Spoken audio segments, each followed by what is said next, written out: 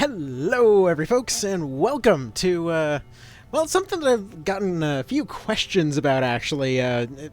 Well, basically, what goes into a challenge run? Like, how exactly do you go about routing one of these, one of these bizarro runs and all that kind of thing? Because, contrary to what some may think, it basically doesn't consist of just, face planting through the game most of the time, which, I mean, that's a big part of it. I mean, discovering on the fly is a big part of the fun, but in a lot of cases, you gotta do a lot of testing to see whether a run is even remotely feasible. And recently, there's a bit of a discussion because, I've been kind of probing Matsuno on Twitter, trying to get information on all kinds of little random things about Reborn. Now, 99% of that did not get a reply, but go figure, the one that did was when I was asking specifically about whether there were any changes to the way that the Warren Report handles things, so that it actually would allow a Pacifist run to be completable using only Charm. Now, it turns out that no, that is 100% intentional by design when it came to the PSP remake.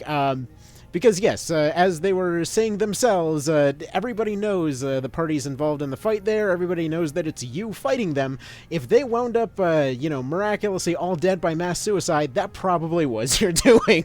So, yeah, anyway, fair enough, fair play. So the question changed at that point of how exactly, because he did specifically say a pacifist run was impossible, which, okay, fair play. So far, we haven't discovered any glitches to technically allow this screen to, maybe have, like, a 1 and a 0 change at the top there and nothing else. So, instead, maybe if we tweak the rules a little bit, this might still be doable. So, that's kind of what I've been testing out and routing out in the background here. That when it comes to a pacifist run of Tactics Ogre PSP, there are some options, actually a lot more options than you may have potentially thought, but, I mean, technically it's still not a fully pacifist run, but it is possible to have a mostly pacifist run, so that's something. Now, mentally, though, we have to tweak a couple things. First of all, okay, fair enough. Charm is technically mind control. We're not going to go ahead and do that. We're going to do all the stuff that would technically be considered pacifist in the real world. So, you know what? Negotiations and propaganda are perfectly fine. They're acceptable tools, and I guess nobody's really going to count people that are technically invading your country under nobody's real free will in that situation. So, basically, the mental space this puts us in is, okay, of the enemy slain counter there, we're going to try to keep Wallister at 0. We're going to try to keep Galgistan as close to 0 as possible. We're going to mostly ignore the Bakram, and, the Zenobians just kind of put themselves there. The Lodicians are unwelcome on the island. What are the Balmakans even doing here? The Balbadi is completely unclear, and the unknown we don't know anything about. So, now, I should probably mention that this is actually one of several runs, in fact, that are currently on the list of, like, I want to do them, but feasibly there is no possible practical way to get them complete before the release date for Reborn hits. So, for example, things like Lobber Run, Pacifist only, Consumables only, even the level 1 run is very, very closely skirting that margin. That's the only one that I'm hoping to theoretically be able to complete before release hits. So that's kind of why I'm going about it in this particular format for this one. And you know what? If people like this format, maybe we'll do this for all kinds of other, like, bizarre runs that are extremely egregious to do. So, all right. How do we start this off, first of all? Well, we need to have a very specific setup at the very start of the game here. So we have Mr. Defendant here. He doesn't have an allegiance yet, but we'll get to that. Now, what we want to do is we go over to their equipment. We want to make sure to unequip a whole host of different things here. So for one thing, Vice does not need a weapon. The Defendant will need a better weapon. We'll want to take all the gear off of the 2 casters, because they're actually the main problem with this intro, believe it or not. We are going to take away Canopus's weapons, we are going to give Murden a shield, and we're going to take away Gildas's stuff entirely. Let's go ahead and double check, make sure that Lancelot doesn't have anything, and make sure that Cash was completely naked here. So, what we want to do, and what we've built for here is, we've gone and made a guy that is specialized in Dex and Strength. Dex over Strength in this case, because the not because the bow would actually give us more damage. The highest damage available to us at the moment is actually the leather cestus, but unfortunately, the leather cestus is very short range. The short bow, however, is not particularly short range, and then from there we just only equip gear that gives us dex, which is convenient because we can only equip gear that gives us dex bonuses. So ultimately, we wound up with a guy with very high vit, dex, and strength. This is important for 3 reasons: dex for the scaling on the bow, strength also for the scaling on the bow, and strength and vit for the purposes of making sure that he can reasonably not be targeted for quite a while here. Now, technically speaking, if my numbers are correct, I believe that we can actually keep the total kill count for the entire game under 30. Unfortunately, there is one very annoying clown of a bastard that keeps the Wallister kill count from keeping 0. We'll go over that in just a moment, but the rest of this stuff is fairly straightforward. So, we're not going to do this perfectly for these first 2. I just want to kind of show how it would be done in the final version, and again, you know, we'll do that someday. But what we want to do at the very start, we've taken away any offensive capabilities for anyone but Murden. The reason for this is because Lancelot will tend to go for the units in the front, Gildas will tend to go for those squishies on the right side. However, Murden, more often than not, winds up behind Bapal here. Now, he's the only one that has to die for this fight to end. However, we want to make sure that our party does not get any kills along the way. The reason for this is because their kills, any guest kills, any kills whatsoever in any party, regardless of who does them, as long as you are against that team, will count towards you. Again, as the director of the game was putting it, everyone knows that you're fighting. Even if you didn't participate, it is quite literally a plot point in the game that when the end of Chapter 1 happens, even if you choose not to participate, everyone knows you were there. Everyone will blame you regardless. So, you know, fair enough. It was there the whole time. I don't see why we'd question that in any way. Now, okay, the reason that we're allowing Murden to do a little bit of damage here is because, like I said before, he winds up by Bapal. So we want to accomplish 2 things before the end of this fight. For one thing, ideally, we would end up getting at least 1 crit on Warren. If we do that, this fight becomes a lot safer, because everybody else can only do slight plink damage. More often than not, the front line will usually get overwhelmed by about round 5 or 6, depending on who's doing what. Usually, Warren will get overconfident, end up running himself forward, and usually end up getting sniped by the archers. However, you need to kind of help him along his way. Once his health reaches critical, then he'll finally just fall off the map. But in the meantime, he is the only one of their team that you cannot actually remove the damage potential of. Like, he'll throw out 1 shock lance early, and then he will be spent for a couple rounds, because we're still very early, and at level 1, well, in his case level 2, he doesn't quite have the MP regeneration to actually be able to continue spamming shock lance every round. However, as soon as he gets that second move, more often than not, he will be killing that soldier over there. Because we're in the very first fight, we don't actually have any way to use the L reset. So, if you're not familiar with that one, in runs where you have kind of very RNG dependent stuff, there's kind of a mercy feature in this game, in which technically you can get through the game without using any chariot by using only the L trigger. If you just tap the trigger, it allows you to reset your turn without doing anything different along the way. Technically, you haven't added anything different to the chariot, so it counts as having no chariot uses. Now, this is very limited, and it's primarily there as a quality of life feature in case you end up accidentally misclicking somewhere. And, you know, for anyone that's had to use it before, it is absolutely a lifesaver. But, you know, in most cases, I try not to use it. However, in this particular case, it would certainly be an allowable thing if it was allowed here, because we're functionally fishing for a crit to make the impossible possible. Now, the issue is that, yeah, Denim does actually have a pretty reasonably high crit rate, especially at this point in the game. And unfortunately, yeah, that's Murden getting the kill right there. But the general idea is, and it sucks that it didn't quite line up this time. General idea is you snipe Warren one way or another, whether through his own accord or something else. He winds up at low health. Hopefully he doesn't dodge. You get him to warp off the map. Ideally, Murden decides that he's going to go move his way up here. Usually he winds up right here behind Bapal. Many different things can go different on this map, and it's pretty much a chaotic clustercluck, but more often than not, he does wind up over there. If you want to be super safe, you just don't really give him that shield, and, you know, then that's about that.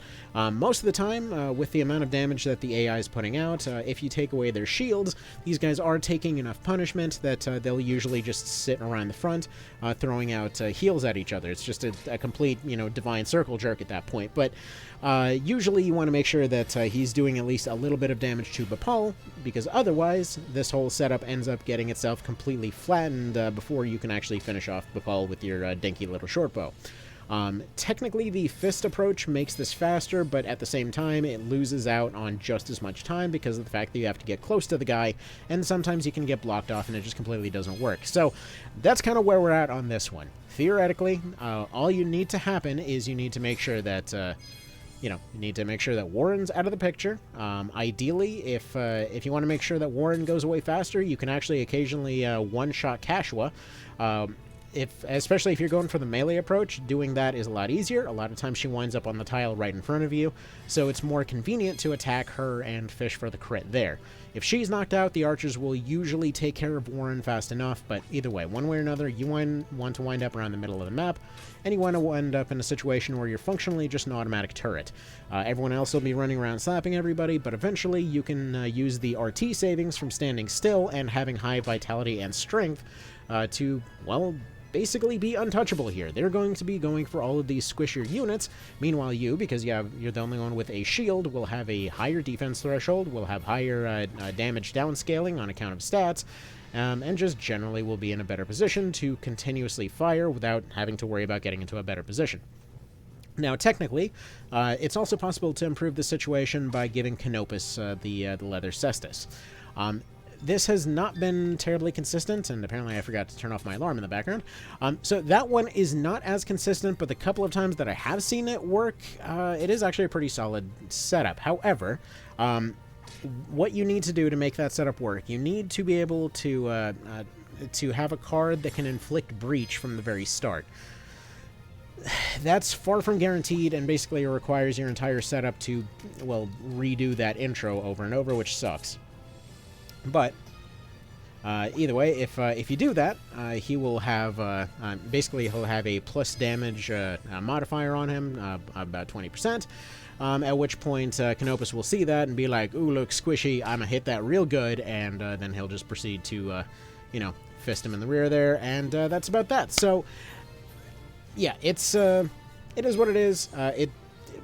Like this short bow approach is really the most convenient way to do this, but either way, there's a lot of potential setups here.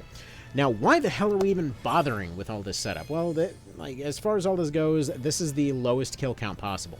More often than not, the first fight will wind up with 2 kills, but there's a rare chance of being able to get out of it with only 1. Now, interestingly, in some cases, I have seen situations where, for whatever bizarre reason, sometimes attacking friendly units causes additional kills to happen. I have not been able to successfully recreate it, so I can't really tell you what's going on there. I'm sure there's something in that system that's breakable, but for the life of me, I'm not sure what it is. Additionally, I have actually asked Gibden Rakes if by any chance they've run across any potential exploits or glitches that allow for basically knocking a leader out of bounds instead of killing them, thereby not incrementing the actual kill counter. But unfortunately, it does not look like that's possible as far as anyone knows. It would certainly be a cool thing if it worked that way, but you know, it is what it is. So, at this point, you can pretty much piece together how the second fight's going to go. Because by this point, once you get to the second part of the fight, you are level 2, meaning that you can use the cheat Lombardia, which allows you to basically take away the weapons from everyone in your team, just watch them doing nothing, immediately backstab Warren, at which point all you really have to do is just go and 2-tap the leader, and you're done. There's nothing else to the fight. It's a very, very simple one to get right. I guess they assumed because you couldn't use the cheat Lombardi in the first fight that you just wouldn't try for the second one, which fair. Realistically, they probably should have set the level requirement a little bit higher, but whatever. I'm pretty sure it was a late addition, so it is what it is. So there we go. We just keep on firing at Bapal here. He will never heal. He'll never really do anything overly fancy. You get the idea. So let's go ahead and go to a sort of a wider look at this whole situation here to get an idea of what we're looking at. So this basically puts us at about here, where we will have at minimum 2 kills here. Now, this is actually where stuff can go a little bit differently. See, at this point, there are 2 potential routes to make this work, and it kind of comes down to how risky you want to play it. See, the risky play, and I feel the strongest play at this point, is to take your 3 night marks that you get out of that intro, take your leader and your 2 best physical stat units, and actually you would immediately fire most of those initial units that you get. You would get 2 units with particularly high either Vit or Dex from the store. And then you would make all 3 of them into knights. Now, the reason for this is because in Tynemouth Hill, our setup is it's not very different, but a little bit different. See, we want to be able to basically snipe away what would essentially now be a potentially much higher level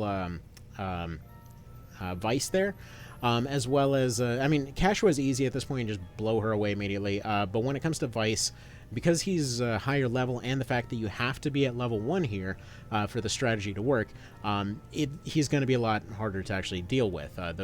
Those couple of levels early on matter way more than even like 10 levels later on. So point being, you kind of just want to let him run ahead and take his licks up front, as it were. Just let him get mobbed. At the same time, you basically run the team across the top hill of that map. And what you want to do is just kind of make sure to do 2 things. First of all, you keep Canopus alive, and second of all, you just guarantee that Vice gets dead by one means or another. At which point, you want to make sure that Canopus isn't taking out any of the random soldiers there. Usually, he will damage a couple of them and then use his finisher on Orba. Usually. That one's kind of RNG dependent, but I would say a solid 70-80% of the time he will use his finisher on Orba instead, at which point all you gotta do is have 1 crossbow nearby, snipe the guy. You save Canopus, he didn't die, the other ones were just forced to flee the map, and in this particular case it's only Orba that turns up dead. You can very easily at that point, just take your 1 win. Now this takes your knights and it puts them up to level 5, and it saves Canopus for use later. So this actually causes 2 things to happen. For one thing, you can now pick up Recruit on your human units, and now that Tynemouth Hill is free, there's a chance to spawn there's 2 spawns here, and actually this is why I was saying there's 2 potential approaches to this map. Because if we go for this knight approach, then we wind up with the Recruit, and potentially we can make use of the fact that we have Recruit on all these units to later on down the line guarantee a spawn of all people, recruit everybody on that map, and use that to level up wizards for free. Additionally, one thing I wasn't aware of that you could actually do at that point until doing this, well, technically I've run into it before, but it was never useful information, but if you only recruit people and you never actually kill anything, you do not get any experience whatsoever for the fight. So if you repeatedly go in and just recruit, you should never have to run in and take a level. And this could potentially be very useful for setting up a minimum level run kind of thing. Now, I realize level 1 run is going on in the background, but, if we ever want to do a version of that without cheats, there we go. That's kind of out there. So that means that, yes, both of those routes are perfectly viable. However, the wizard one is far more difficult to actually spawn. The lizard spawn is unfortunately pretty darn rare. I remembered it being far more common than it actually was, but in practice, the all-people spawn is just far more likely. The problem is that it leaves us with less units to play with as we go on here. So the ideal approach is, unfortunately, now to take a grind. That we take our level 5 knights. We can afford to buy a recruit on Denim there, and at the end of this fight, we can actually afford to buy a recruit on everybody as long as we didn't spend their initial points.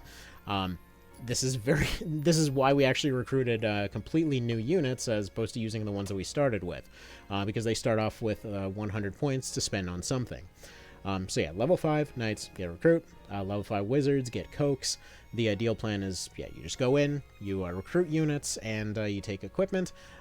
You take that equipment, you sell it to buy scrolls, then you go in with wizards at some point to go in and spam the map, and then later on pick up cokes, basically just using the scrolls to do very specific damage. Now, part of the reason that this is ideal and why we actually want to wind up using a number of different classes, but ideally we want to run this run primarily with fencers, specifically like spell orientated fencers, is because spells can't do crits, so you always can know exactly how much damage you're using. Again, we're not allowing chariot for the purposes of this thing, and I'd like to not use L reset as much as possible. So we want to have a fixed amount of damage that we're doing. Physical damage can do crits, which means that constantly we have to worry, and also we can't use counters at all. So we're kind of in a situation where somebody can get crit, knocked back, then suddenly they're in a weird spot, or they might get killed off by a AoE by their own dudes, and that would still count against us. So we want to make sure that we can basically have one squad that can just disable stuff, another squad that can recruit stuff. So either way, we won't be able to pick up night marks until a decent bit, like towards the end of Chapter 1, so for the time being, that's kind of what we're working with. But either way, so now we wind up with 3 units with Recruit and Canopus.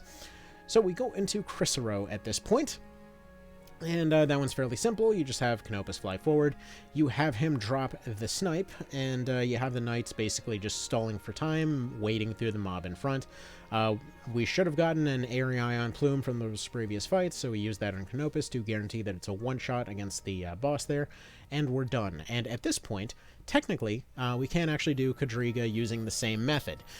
Technically, Quadriga does not actually cause any fatalities because Nibith escapes, and technically every unit that's on the map is undead anyway, so I'm not actually sure if they increment the kill timer or the kill count. I've never actually tested that, but, you know, just something interesting to think about. That was some good black coffee. Anyway, so at this point, we've barely gotten any kills, and we're halfway through Chapter 1. So Golborza is another one that we actually have to take a kill. However, we can make use of the fact that we are kind of shifting into fencers at this point to keep Ravenous around for a little bit of extra experience. But all we have to do is go up and use either vertical attacks or Canopus's finisher on the leader, and there we go. So if you're wondering why I'm, like I mentioned earlier that we'd be using debuffs a decent bit. So because of the fact that we don't actually have to use powerful weapons on anybody, we don't have to really craft much, what we'd be doing at this point is just buying scrolls for debuffs and putting both Spellcraft and Spell Strike on all our characters. While they'd be training as wizards, we'd pick up Spell Strike just for that debuff accuracy. We should be able to at the very least stun everything, but Balmy Breeze and Paralytic Wave just kind of used like en masse everywhere. The two are actually not mutually exclusive. You can paralyze somebody while they're sleeping, which means that you can fully disable a team with a sort of backup plan in place as well. Pretty much just kind of, well, at range for all intents and purposes, while still retaining the option to either save MP or, you know, use an action move to heal yourself instead. There's just a lot of versatility to the Fencer that would really help out with a run like this. So that's kind of what we're going with there. Anyway, at Archipelas, it's another one that is a single kill type thing. However, at this point, I feel like the safest thing would actually be to switch... probably switch Canopus over to Fencer as well, but make use of, instead of using the Barton, just to kind of have him as a higher level than anybody else, well, rather higher level than anybody else on this map in particular. But at this point, all we'd really have to do is just make use of his flight to fly up there, you know, do the old snipes and that kind of thing. Within a couple rounds, it should be pretty reasonable to save Sistina there, and you know, we just kind of go from there. We would throw everybody else in naked to draw aggro, but still only one kill required there. At this point, we get to Lake Bordeaux, and you know, Sir Grion. It's exactly what you think it is. It's just one kill there. And actually, I just noticed I was mixing up blah blah frickety blah. As always, I always mix up Golborza and Lake Bordeaux, but really it's the same thing. You snipe the leader, it's nothing special. Zaid Moore is another case where we can just kind of go nuts on the leader, doesn't matter, he runs away anyway. And then we get to Balma Musa.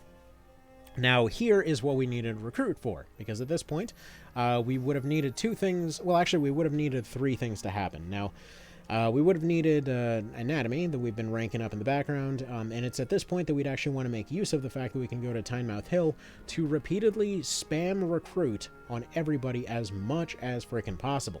Just talk to everybody like a complete chatterbox. Just non-frickin' stop.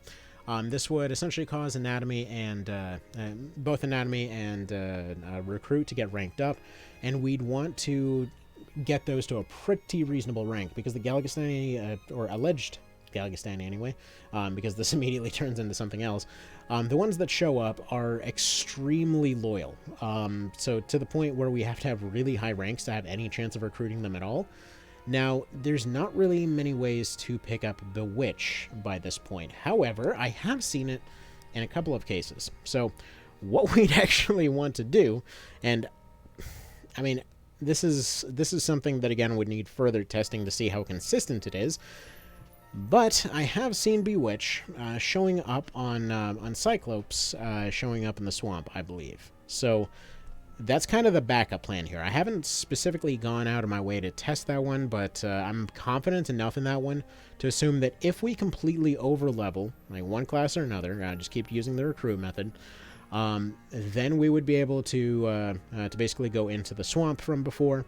We pick up, we use the Beast Tamer marks, which we would have gotten back during the Sistina fight, to pick up Tame and Subdue for future shenanigans, but we use those to pick up a Cyclops, which hopefully should be spawning in with Bewitch as a backup plan. If you didn't know, Bewitch will lower loyalty over time, so if a unit can't be recruited with even max ranks, then using Bewitch on them would basically cause that chance to recruit to keep ticking on up.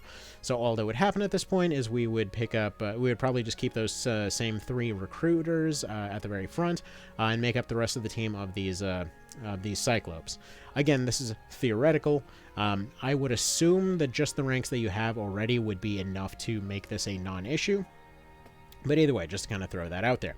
Now, obviously, we can't really participate in the massacre itself, so we end up going to this right here.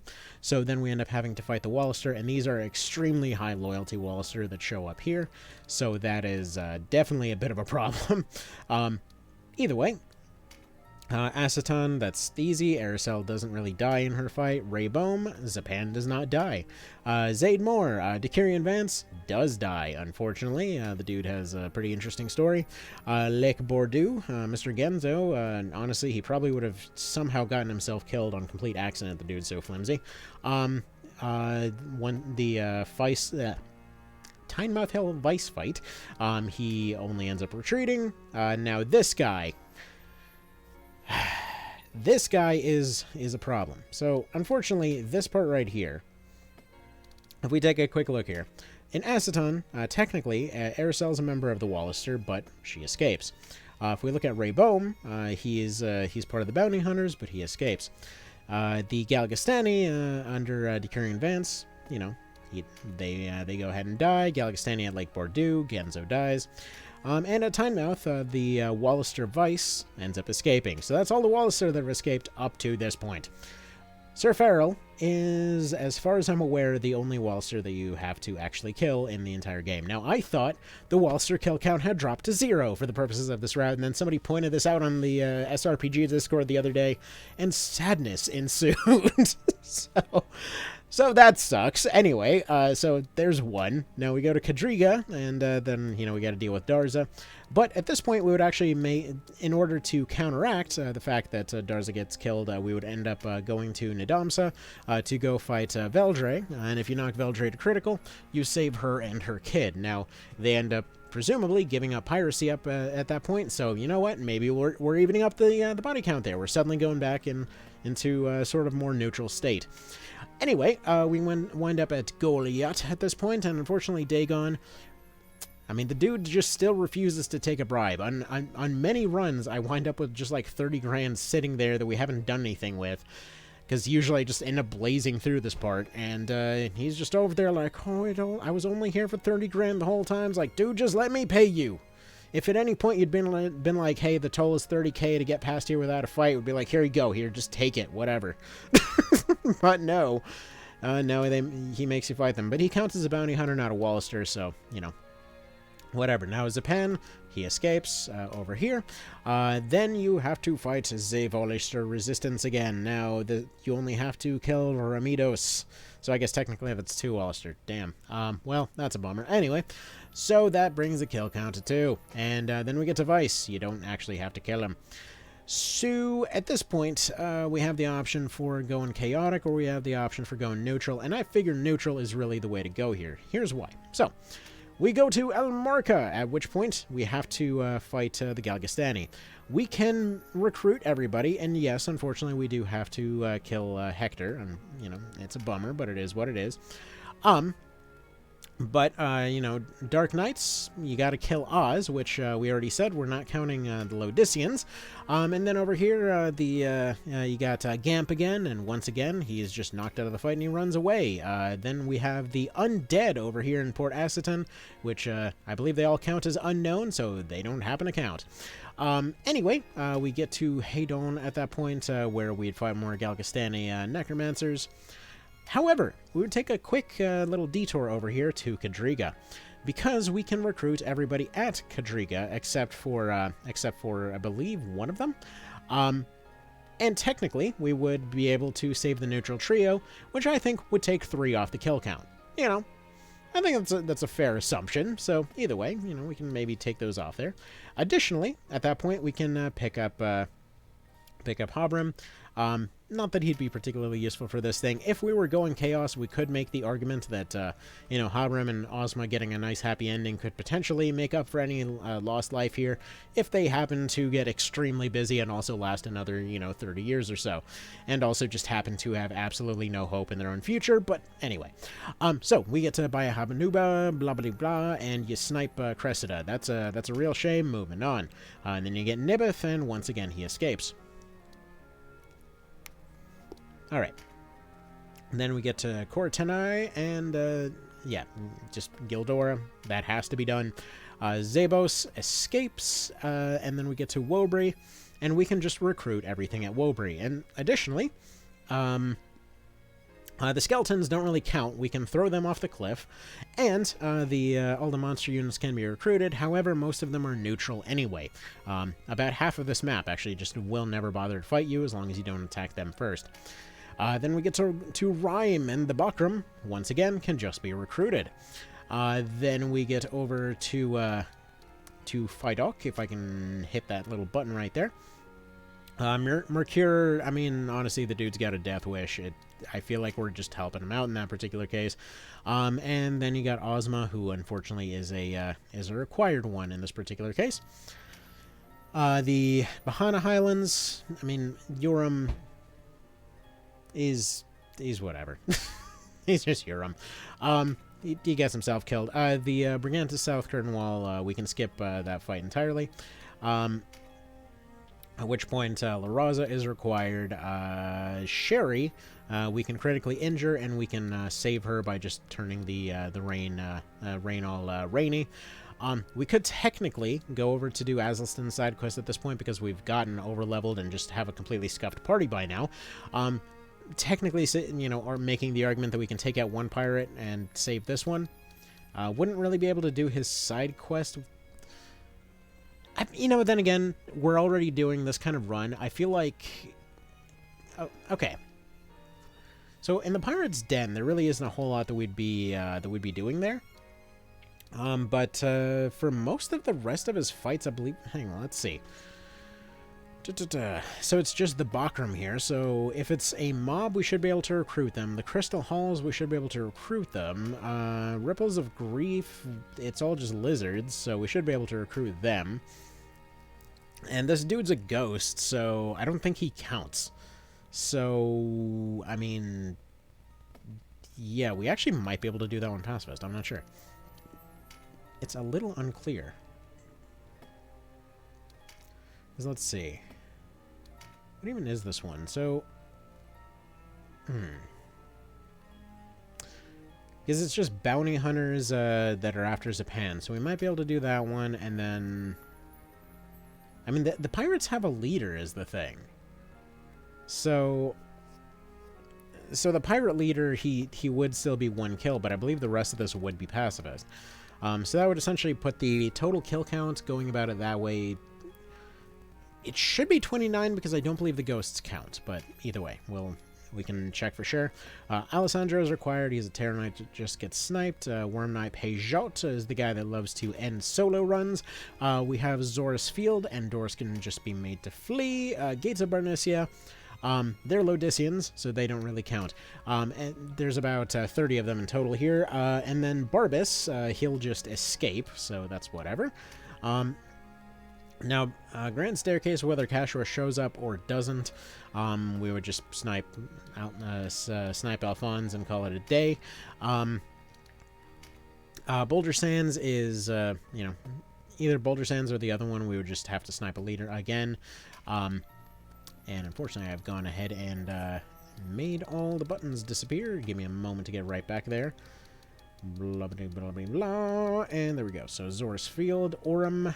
Can we avoid anything in Orem? No, it's just Hanzo. You snipe the dude. Postern Gate. Whichever side gate you go to, there's just a leader to snipe. Harm Courtyard, again, just snipe the leader. Branton Morn is an unavoidable kill. Foot of the Gardens, basically the entirety of the gardens, we would be able to lower the kill count quite a bit by taking the shortcuts, so we only have to take 3 fights. Friggin' alarm just made me jump again. Because, oh man, I had a whole bunch of alarms set up for something that got canceled, but oh well. Anyway, so we can reduce the kill count significantly by just lowering it down to 3, but either way. The area under the gardens is mostly undead until we get to the last stand, which again, they're Lodicians. And then we get to Mr. Dorgy, which thankfully counts as an unknown. He doesn't actually count as a Wallister, interestingly enough. So, yeah, and technically, we don't actually have to kill the dude. It could be argued that we can just use reflect damage on him so that he kills himself. You know, if we really just want to be really bitchy about it. But either way, I think he technically would count as undead in this particular case anyway. So that'll be that. I should note that there are actually a couple little tools along the way that we haven't really mentioned. Like, how exactly would you be doing damage to a lot of these units non-fatally, you know, without physical weapons? And we already mentioned the spell approach. However, there's certain cases where you simply would not be able to safely go take an attack on somebody, and you want to be able to set up a recruit. So in that case, we would just go and use shots. So not orbs, but shots. So these things, interestingly enough, if you match them up with your element, they can actually do a pretty decent amount of damage.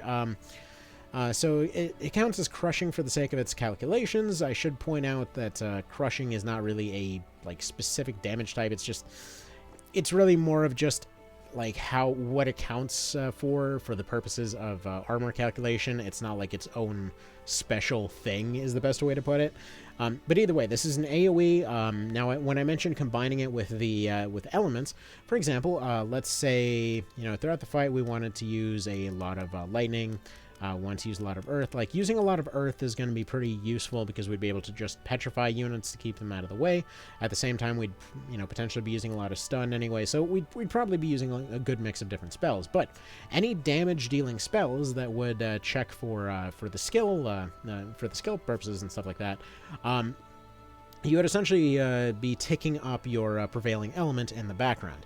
This would mean that as time goes on, you're getting an increase to your maximum damage, which would mean that if we end up getting our augments up high enough, we can wind up in a situation where we start off a fight spamming a bunch of like missile lightning abilities, and once we get to the point of being able to sort of finish units off, so to speak, you know, basically just lower their health and then go in for the recruit, at that point we would kind of shift gears a little bit and start using shots repeatedly, as well as paradigm shift to repeatedly basically just keep taking attempts at recruiting 1 health units. Now, these unlock only in Chapter 2, which for anyone wondering about how a lobber only run would be possible, this is a huge part of it.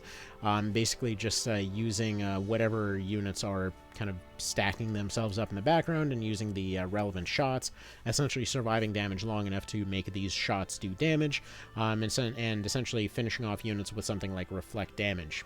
It's a very strange kind of run, and we'll get into more of the strats on that, once we get into that specific video. But essentially, that would be one of our tools. If you didn't know, these things, for whatever reason, count as like a flashbang kind of deal. They are non-fatal. That's why I'm bringing them up. They cannot do that last 1 damage. They cannot kill anything under any circumstances whatsoever.